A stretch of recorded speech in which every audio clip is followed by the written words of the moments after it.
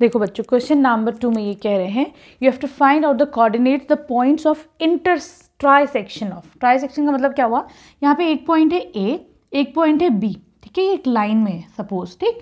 मैंने इसको 3 इक्वल हिस्सों में बांट दिया, ठीक है, मतलब इनका रेशियो अब कितना हो जाएगा बच्चों, 1:1:1, ठीक है, आ गया समझ में। चलो अब ये कह रहे हैं कि जो पॉइंट P और Q है इनके कोऑर्डिनेट्स निकालो। तो बच्चों हमको सेक्शन फॉर्मूला तो पता है, क्या है हमारा सेक्शन फॉर्मूला,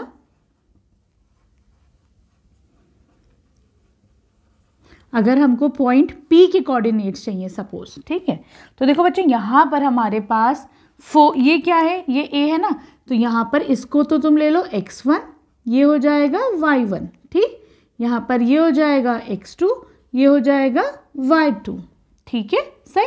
अगर हम पॉइंट P की बात करते हैं बच्चों, तो ये देखो ऊपर कितना हिस्सा है, 1 पार्ट, ठीक, लेकिन पॉइंट P से पॉइंट B तक ये कितना है बच्चों, 2 पार्ट है कि नहीं, ये 2 है कि नहीं है।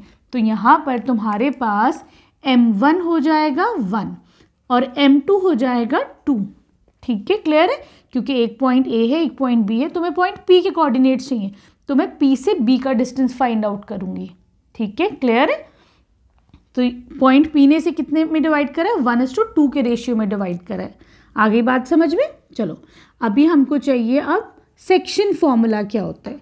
तो सेक्शन फॉर्मूला के लिए P के जो कोऑर्डिनेट्स हो जाएंगे बच्चों वो क्या हो जाएंगे, m1x2 plus m2x1 divided by m1 plus m2, ठीक, और y कोऑर्डिनेट क्या हो जाएगा, m1y2 plus m2y1 divided by m1 plus m2, ठीक, m1 यहाँ पर कितना है, 1 है, ठीक, तो 1 इंटू x2, x2 इज 2, ठीक, प्लस का साइन लगाओ, m2 is 2, 2 into x1, x1 is 4, ठीक, divided by m1 plus m2, 1 plus 2।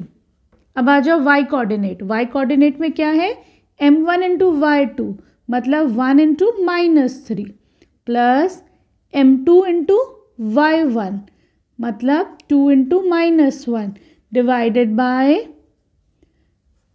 m1 plus m2, ये हो जाएगा 2 प्लस 2 4 आर 8, ठीक, नीचे आ जाएगा 3, राइट।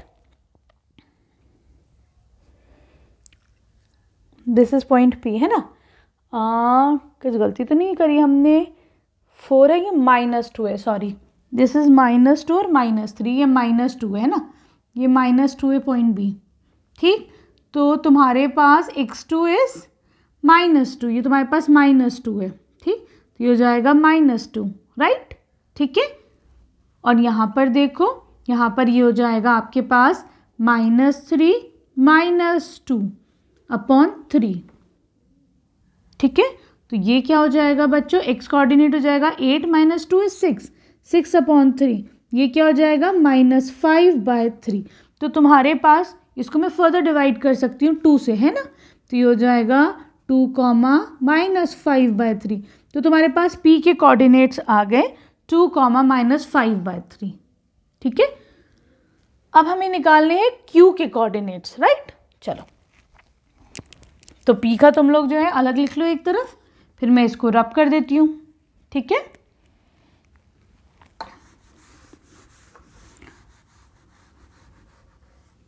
अब हमें निकालने हैं Q के कोऑर्डिनेट्स, है ना। तो देखो Q के कोऑर्डिनेट्स कैसे निकालोगे, अब देखो क्या होगा, Q के लिए क्या होगा बच्चों, Q से लेकर A तक के देखो कितने पार्ट्स हैं, 1 + 1 2 पार्ट्स है कि नहीं। तो यहाँ पर m1 हो जाएगा तुम्हारे पास 2, ठीक, और Q से लेके B तक के कितने पार्ट्स हैं, 1 पार्ट है कि नहीं। तो m2 कितना हो जाएगा 1, आ गया दोनों में डिफरेंस समझ में। चलो है कि नहीं, Q से लेके A तक 1 + 1 2 पार्ट्स और Q से लेके B तक 1 ही पार्ट है, ठीक।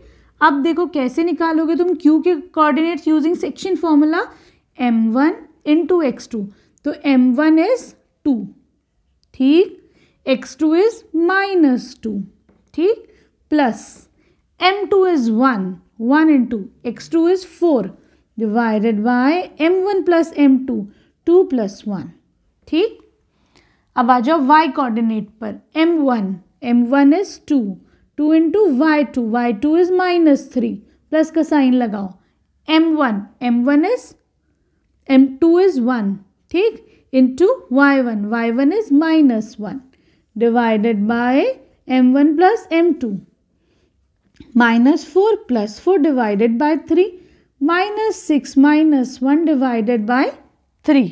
ठीक है, ये हो जाएगा 0, ये हो जाएगा -7/3. तो ये तुम्हारे पास Q के कोऑर्डिनेट्स भी आ गए. ठीक है, तो P और Q दोनों के आपने कोऑर्डिनेट्स निकाल दिए. आई होप अच्छे से समझ में आया होगा. अब आ जाओ क्वेश्चन नंबर 3 पर.